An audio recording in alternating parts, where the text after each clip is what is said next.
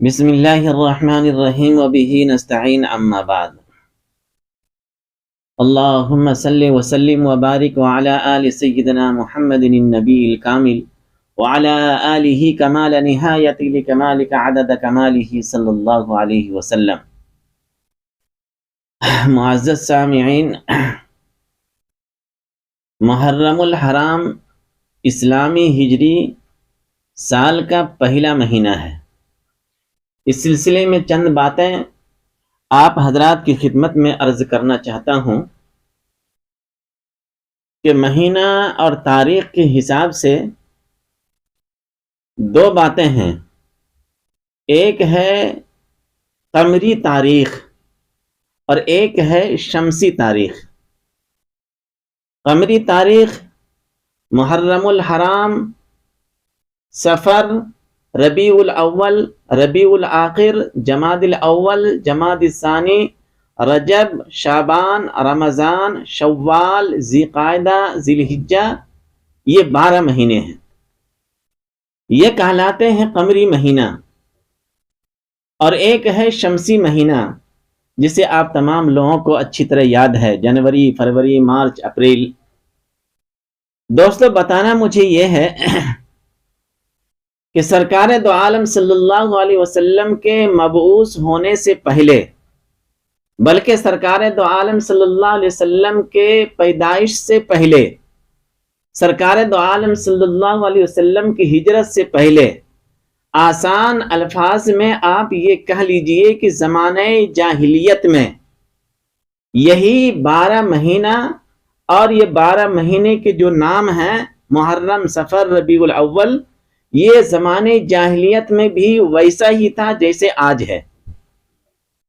سرکار دو عالم صلی اللہ علیہ وسلم کی تشریف فرمانے کے بعد، آنے کے بعد، اس مہینے کو اسلام نے ویسے ہی باقی رکھا۔ اس کے اندر کوئی رد و بدل نہیں کیا۔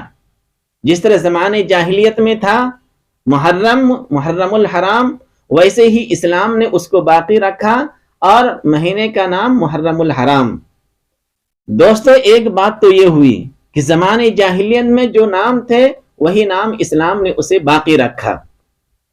دوسری بات یہ ہے کہ اس روئے زمین کے اوپر جتنے بھی انسان ہیں، خاص کر کے مسلمان، اس کے اعمال کا دار و مدار اسلامی قمری جو مہینہ ہے، اس مہینے کے اوپر دار و مدار ہے۔ آپ دیکھ لیجئے جتنے بھی تاریخ داں ہیں، ان تمام لوگوں نے اسلام کا دار و مدار، حساب و کتاب، ساری چیزوں کا دار و مدار اسلامی قمری مہینہ کو قرار دیا ہے۔ اسلامی قمری مہینہ، قمر چاند کو بولتے ہیں۔ میں یہ سمجھتا ہوں کہ ایک شخص چاند کا مشاہدہ کر کے دن کے ابتدائی تاریخ کا پتہ لگا سکتے ہیں۔ وہ اگر کوئی کیلنڈر نہ ہو، کسی کے پاس کچھ بھی نہ ہو، لیکن آسمان کے اندر چاند کو دیکھ کر کے وہ تاریخ طے کر سکتے ہیں کہ آج 1 تاریخ ہے اور آج 2 تاریخ ہے، آج 3 تاریخ ہے۔ آسمان کو دیکھ کر کے وہ پتہ لگا سکتے ہیں۔ اور چاند کو دیکھنا آسان ہے، ہر انسان دیکھ سکتے ہیں، لیکن سورج کو دیکھنا آسان کام نہیں ہے۔ خوب تپش ہو اور خوب دھوپ ہو، آپ سورج کے اوپر نگاہ ڈال نہیں سکتے ہیں۔ کس طرح وہ لوگ جنوری اور فروری کو طے کیے ہیں، یہ میرے سمجھ سے باہر ہے۔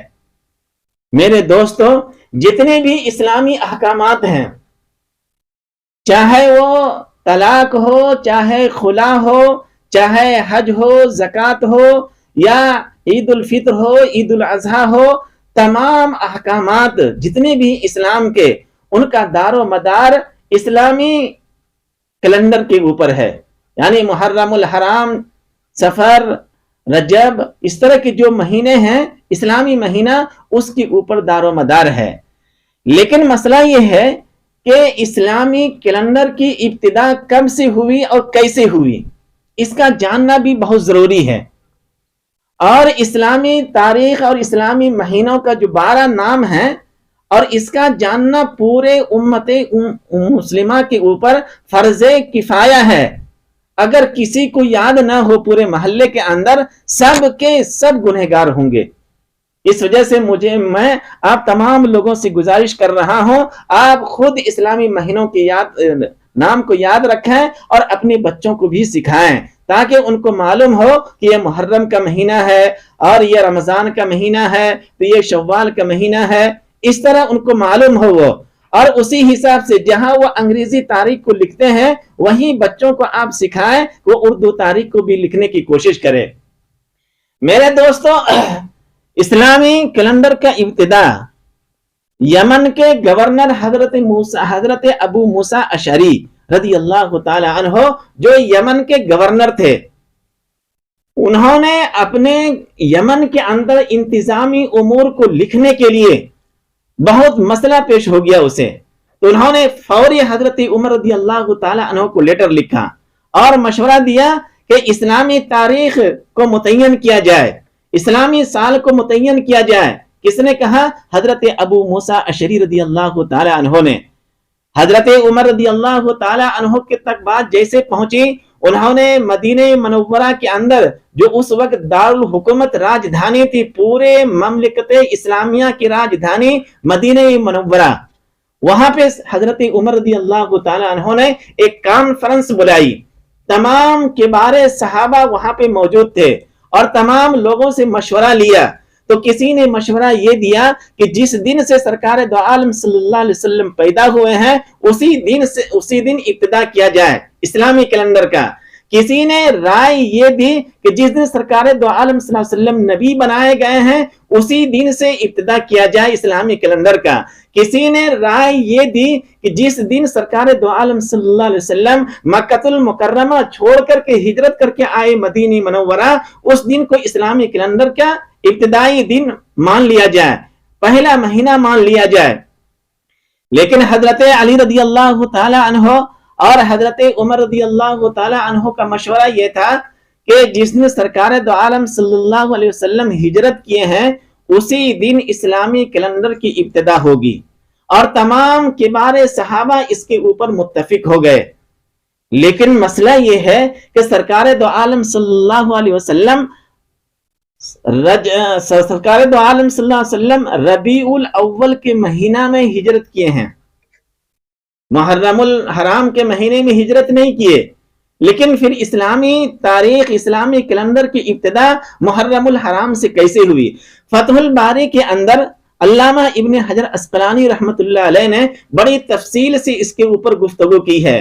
انہوں نے فرمایا کہ دو چیزیں ہیں، ایک چیز یہ ہے جو ہماری اختیار میں ہے اور ایک چیز وہ ہے جو میرے اختیار سے باہر ہے۔ مثلا کسی کا پیدا ہونا یہ ہمارے اختیار میں نہیں ہے، اور کسی کو نبی بنایا جانا یہ ہمارے اختیار میں بھی نہیں ہے، یہ اللہ تبارک و تعالی جسے چاہتے ہیں اور جیسے چاہتے ہیں استعمال کرتے ہیں۔ لیکن ہجرت کرنا دین کی خاطر، اسلام کی سربلندی کی خاطر، یہ میرے اختیار میں ہے۔ حضرت ابن عباس رضی اللہ عنہما یہ فرماتے ہیں کہ محرم الحرام سے اسلامی کیلنڈر کی ابتدا اسی وجہ سے ہوئی کہ سرکار دو عالم صلی اللہ علیہ وسلم نے ہجرت کی تیاری محرم الحرام ہی کے اندر شروع کر دی اور پختہ ارادہ کر لیا کہ اب مجھے مکہ چھوڑ دینا ہے۔ اس وجہ سے تمام صحابہ نے اس کے اوپر اتفاق کر لیا کہ اس کو محرم الحرام کو اسلامی کیلنڈر کا پہلا مہینہ قرار دیا جائے۔ اور حضرت فتح الباری کے اندر علامہ ابن حجر عسقلانی رحمت اللہ علیہ فرماتے ہیں کہ حجاج کرام جو حج کو جاتے ہیں وہ ذی الحجہ کے اخیر کے اندر اپنے گھر کو واپس ہوتے ہیں اور محرم الحرام سے ایک نئی زندگی کا آغاز کرتے ہیں۔ اس وجہ سے تمام صحابہ اس بات کے اوپر متفق ہو گئے کہ اسلامی کیلنڈر کی ابتدا محرم الحرام کے مہینہ سے ہونی چاہیے، اور حضرت عمر رضی اللہ تعالی عنہ نے تمام مملکت اسلامیہ کے اندر اس کو نافذ کر دیا۔ چنانچہ آج 1445 ہجری ہو گیا، گویا کہ سرکار دو عالم صلی اللہ علیہ وسلم کو مکہ چھوڑ کر کے مدینہ آئے، اور اس کے درمیان جو وقفہ ہوا آج کتنا دن ہو گیا؟ 1445 ہجری ہو گیا۔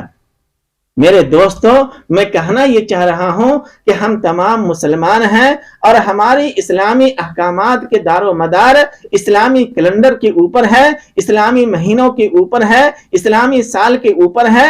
اس وجہ سے ہم اس کو یاد کریں اور اپنے بچوں کو بھی یاد کریں، تاکہ یہ 12 مہینہ کے نام ہم کو بھی یاد ہو اور ہمارے بچوں کو بھی یاد ہو، اور جب بھی ہم لکھنا پڑھنا شروع کریں، جہاں ہم انگریزی تاریخ کو لکھتے ہیں وہیں اردو تاریخ کو بھی لکھنے کی کوشش کریں۔ دعا ہے کہ اللہ تعالی ہم لوگوں کو کہنے سننے سے زیادہ عمل کرنے کی توفیق عطا فرماوے، آمین۔